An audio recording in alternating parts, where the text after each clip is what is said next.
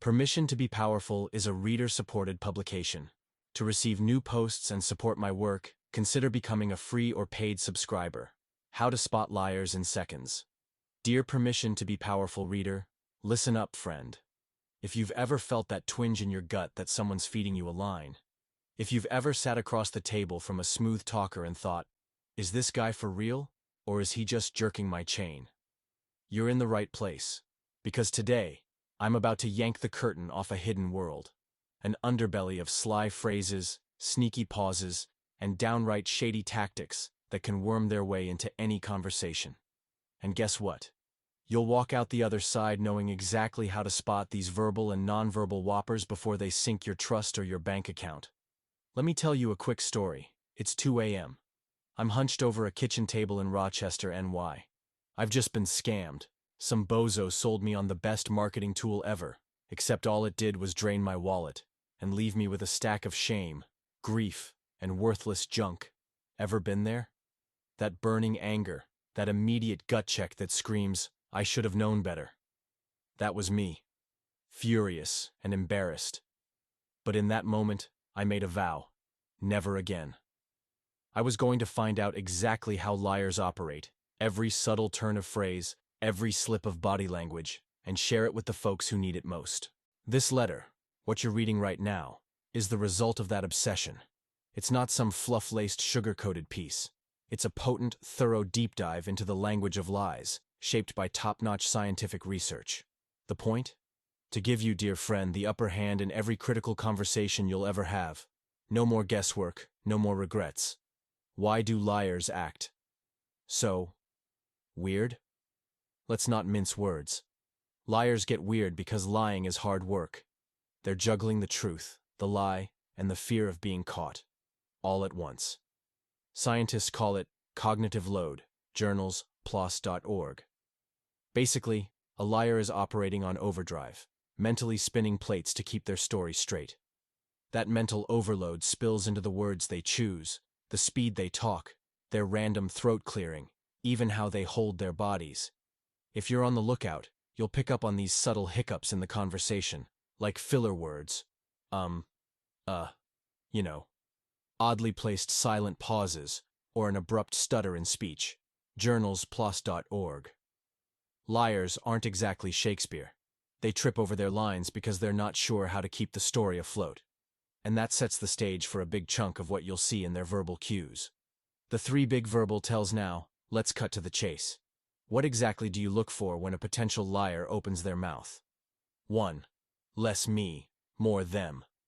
Ever notice how some folks dodge the word I? Instead of saying, I talked to Jim about the missing money, they'll spout, money was discussed. That's called distancing language, and it's often a red flag. Journals, PLOS.org. Liars try to wiggle out of personal responsibility by stepping away from those first-person pronouns, hoping it buys them a little shield. 2. Short and vague liars often serve up stories without the gravy. Fewer adjectives, fewer unique words, fewer juicy details. They do this because every extra tidbit is a trap that can blow up in their face later if they forget it. Journals, PLOS.org. The result? Bland, generic statements that feel safe but suspiciously colorless. Contrast that with a truthful person's, oh yeah, I remember he wore a bright red tie and smelled like cheap aftershave. 3. Negative words. Galore. Think of negativity like emotional spillage. When you're lying, you might carry around guilt, nerves, or plain old fear. That can slip into your speech as more negative words.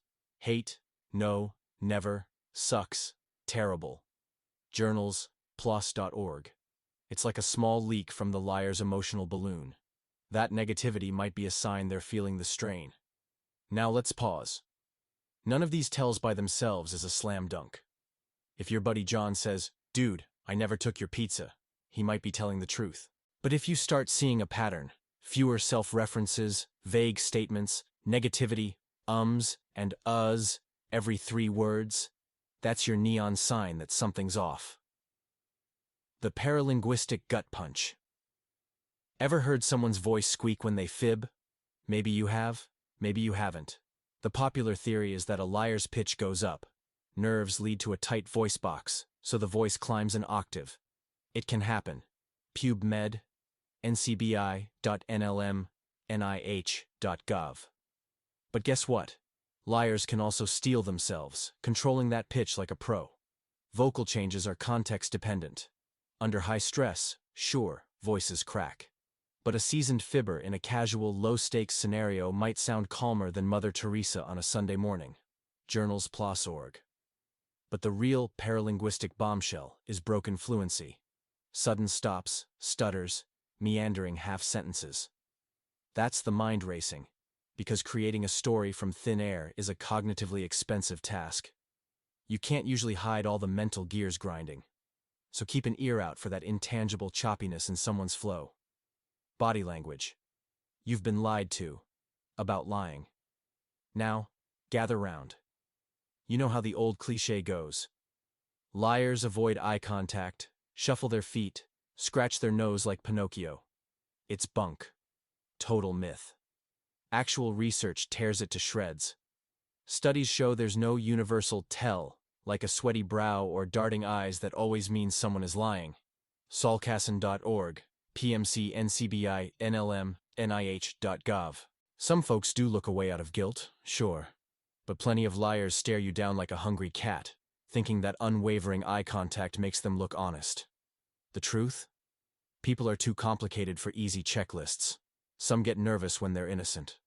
Others stay relaxed even when they're spinning a tall tale. That's why focusing on body language alone leads to a carnival of misreads. One poor soul crossing his arms might just be cold, not necessarily a criminal mastermind. That's not to say there aren't any relevant signals. Stress might produce trembling fingers or a stiff posture. Liars might freeze their torso, fewer natural gestures, because they're afraid any movement might reveal them. ResearchGate.net.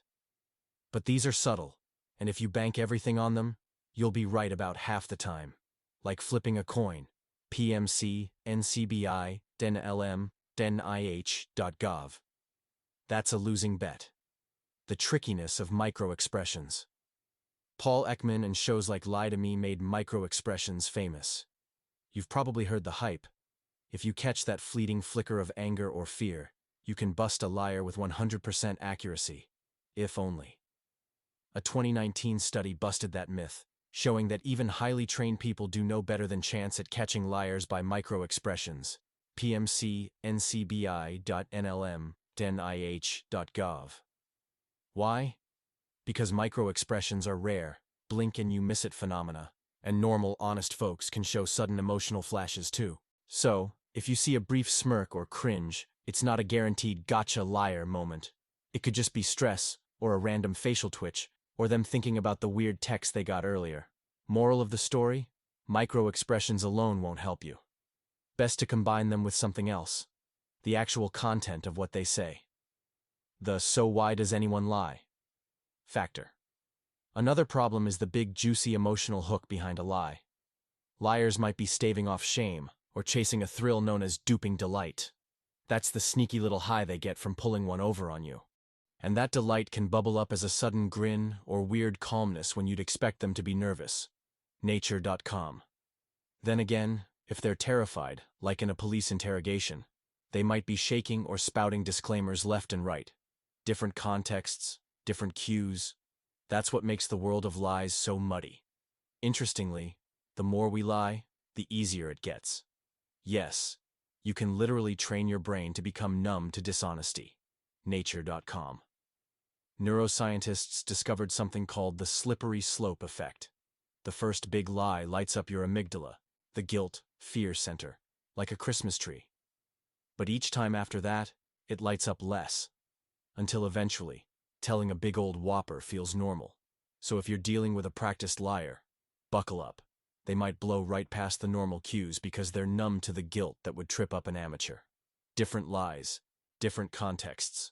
We have everyday white lies, like telling your sister the dinner was great, even though it tasted like cardboard. We also have monstrous whoppers that land people in prison. Each scenario has unique stakes, meaning the liar's stress and behavior will vary. Low stakes. The liar's not super anxious. Their cues might be minimal. They might just want to avoid conflict or skip an awkward conversation. High stakes. Here's where the sweaty palms come in. Their entire career, freedom, or reputation might be on the line, so the stress can make them slip, repeating the same lines too rigidly, or failing to add credible detail. PubMed, NCBI, NLM, NIH.gov. They might actually try to recite a script, like a robot, and ironically, that's how you sniff them out. Real memories shift in small ways each retelling. Memorized lies come out identically time after time. Now, if you're in the workplace, you might see polished deception. Think about a boss faking success or a coworker covering a glaring mistake. Instead of stammering, they might shower the room in corporate buzzwords, spin relentlessly positive statements, and use that oh-so-careful language that says everything and nothing. They hide behind "we" and the company, never "I messed up." Watch for shifting stories, skimpy specifics, or suspicious data that never quite adds up. GSB Stanford EDU. Lie detection methods that actually work. Let's pull back the veil on something big. Detecting deception is about more than eye twitches or shaky voices. The sharpest investigators and interrogators in the world don't rely on half-baked theories like, look for a sweaty brow. Instead, they use proven techniques that go right for the jugular of a liar's story. Here are the top dogs. 1. Verbal statement analysis, content analysis. This is the show me what you've got approach.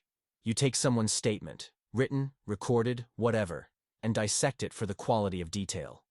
Truth-tellers typically include sensory information, personal emotions, little side notes that say, yeah, I was there. Liars? They clump together generalities or rely on hammered-down scripts that sound memorized. Investigators also look for internal consistency. Do they say one thing in paragraph 2, then contradict it in paragraph 5? If so, red flag city. PubMed, NCBI.NLM, NIH.gov. 2. Cognitive load interviews. We touched on the concept of lying being mentally taxing. Well, the wizards in law enforcement have found a genius way to magnify that load. They'll ask the suspect for a timeline backwards, or throw in weird specific questions the suspect didn't expect, or say, tell me exactly how it smelled in the hallway. A truth teller, using real memories, can often handle these curveballs. A liar, forced to invent details on the fly, stumbles. PMC, NCBI.NLM, NIH.gov. This is the kind of technique that can push even a confident fibber to slip up. 3. Strategic use of evidence, SUE. Here's a real gem. Investigators keep certain facts hidden, like phone records, CCTV timestamps, third-party confirmations, and let the suspect talk themselves into a corner. If the suspect lies about something that can be disproven with evidence, they've effectively outed themselves. So you catch them not by reading their posture, but by letting them spin a narrative that collapses the moment you reveal the contradictory evidence.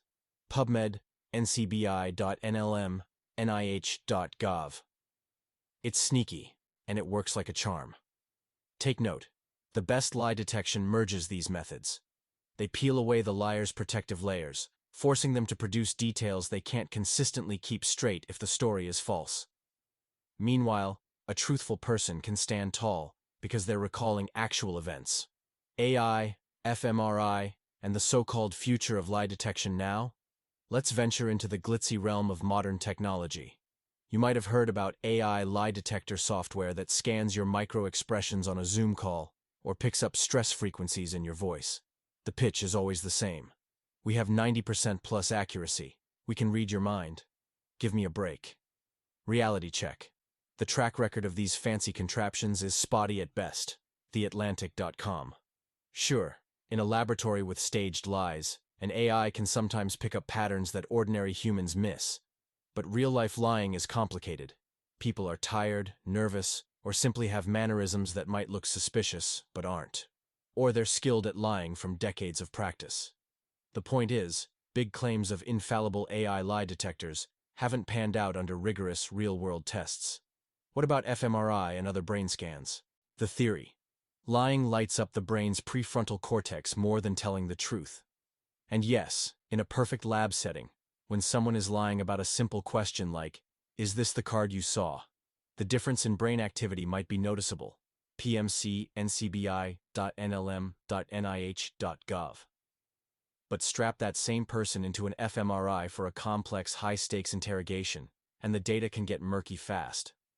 The machines are costly, immobile, and require near-zero movement.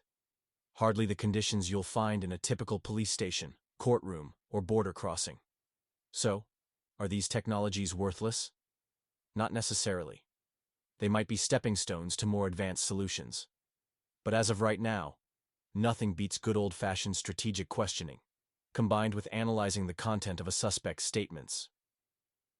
Pinning down the truth in 3 moves. 1. Establish a baseline. Before you can spot anomalies in someone's speech or behavior, you have to see what normal looks like for them. Are they naturally a fidgety bag of nerves? Or do they talk in quick, breathless spurts? If you don't know, you might label them a liar for being antsy, when actually they're just excited or have had 3 cups of coffee. That's why the pros start by asking harmless, neutral questions to get a sense of the person's usual style. PMC, ncbi.nlm, nih.gov. That baseline acts like a yardstick for measuring changes once the tough questions begin. 2. Give 'em rope. Liars love the sound of their own voice, mainly because they're trying to control the narrative. So let them talk. Don't interrupt. The more they babble, the more potential cracks appear in the story. If you see them sweat or break out in territory, store that in your mental tally but keep that poker face. A skilled questioner often does minimal talking, letting the suspect reveal themselves. 3. Probe for specifics. Don't accept vague claims. If they say, "Yeah, I met Bob at 6, press them. Which door did Bob come through? What was he wearing? Where did you set your coffee? Innocent folks might not recall every detail, but they won't mind the questions. Liars, however, are scrambling to build consistent answers in real time. That's when the stammering or sudden leaps in logic occur. Or they might play the "I don't remember anything" card. If that fog seems too selective, guess what? The brains roll. Why all this matters? We keep talking about cognitive load for a reason. Lying engages multiple brain areas that handle decision-making, inhibition, and short-term memory, mainly in the prefrontal cortex. Telling the truth is typically the simpler, more automatic path. That's why the extra mental overhead for lying can leak out as those ums and uhs, or those second-long pauses we can't quite put our finger on. It's the liar's brain pumping the brakes to ensure they don't slip up. There's also the emotional side. The amygdala flares up if the person feels guilt or fear, nature.com. That can lead to micro changes in voice, posture, or even facial color. Some liars, especially pathological ones, might not get that guilt jolt. They're calm under pressure because they've habituated to lying. That's why you can't rely on any single sign. Skilled liars can slip past naive watchers who only look for sweaty foreheads or shaking hands. How to armor yourself against everyday liars. Look, not all deception is about multi-million-dollar fraud or murder confessions. Sometimes it's the coworker who claims they totally sent that email, or a friend telling you they're busy tonight, but you suspect something else. Here are a few everyday tips. 1. Ask follow-ups casually. You don't need to be a detective shining a bright light in their face. Just keep the conversation rolling gently. If they claim they were at the gym, ask, "Which gym? Oh, do they still have that broken treadmill in the corner?" If they're lying, watch for the stutter step. If they're telling the truth, they might casually say, "Oh yeah, that old treadmill is gone now. They got a new one in its place." 2. Listen for gaps and contradictions. Many liars forget what they've said just a minute ago.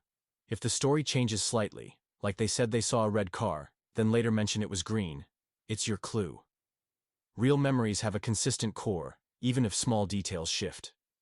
Liars might overcorrect by repeating the same lines too rigidly, so be alert for those extremes of either contradictory details or an oddly perfect script. journals.plos.org. 3. Keep emotions in check. Ever see someone blow up in righteous indignation when you question them? That can be a tactic. They're counting on your fear of conflict to shut you down.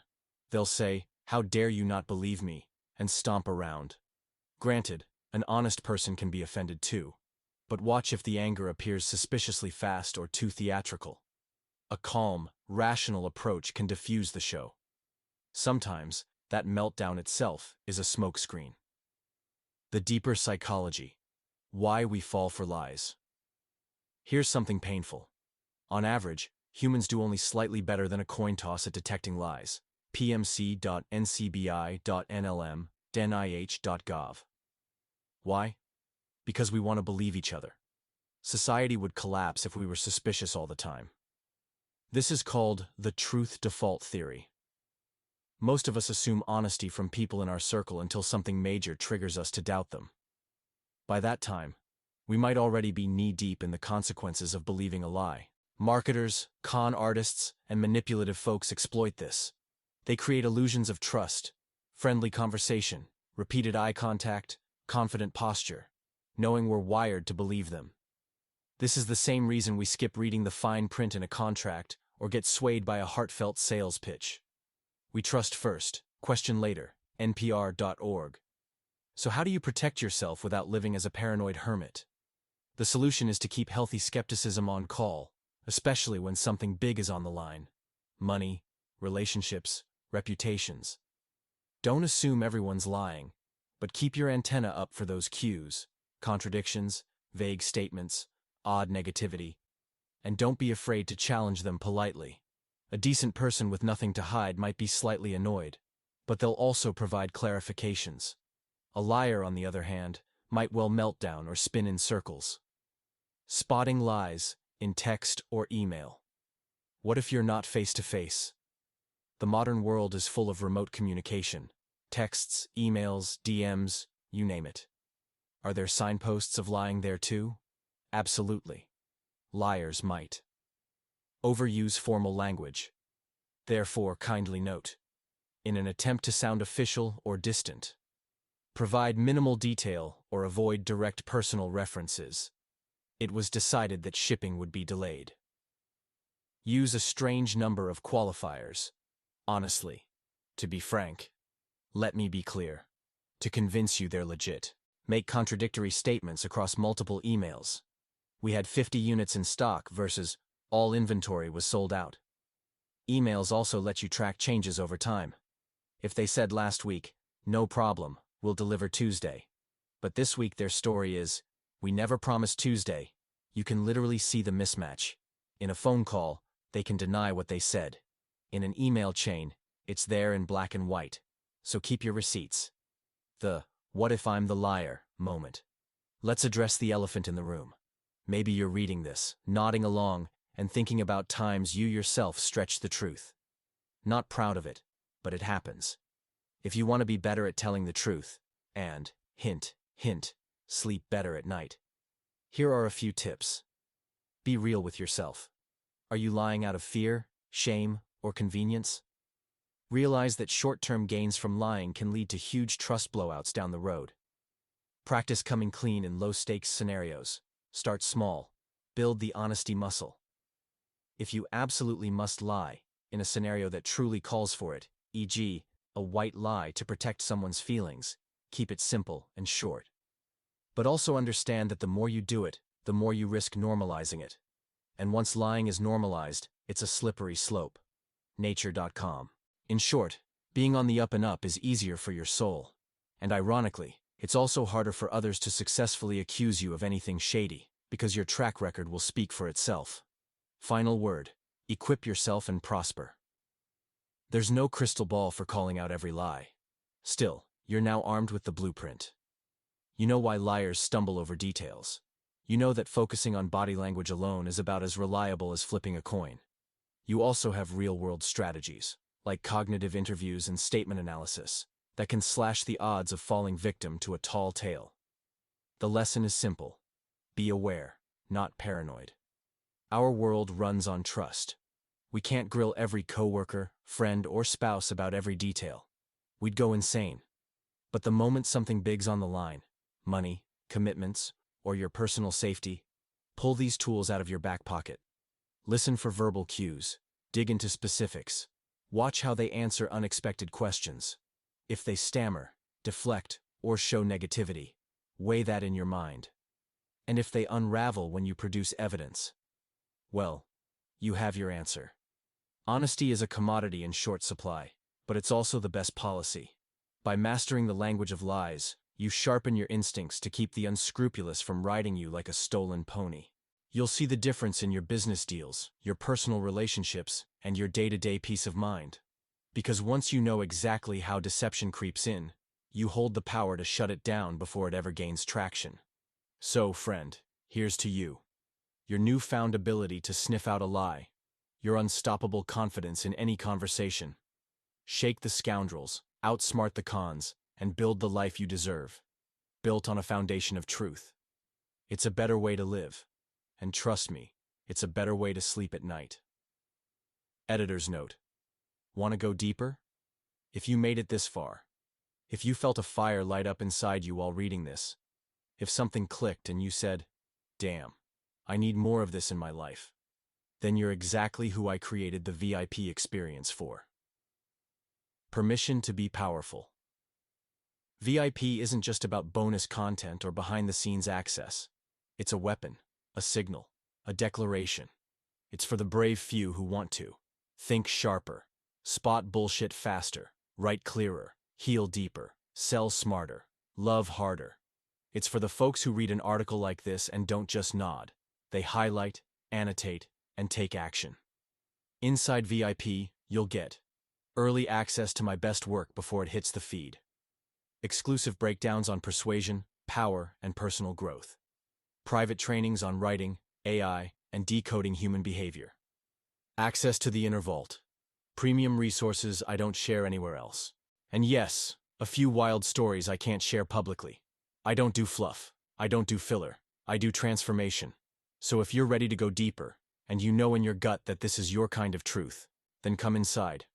Upgrade to VIP, and let's go all the way. Your power is waiting. Until next time, Anton. Permission to be powerful. Permission to be Powerful is a reader-supported publication. To receive new posts and support my work, consider becoming a free or paid subscriber.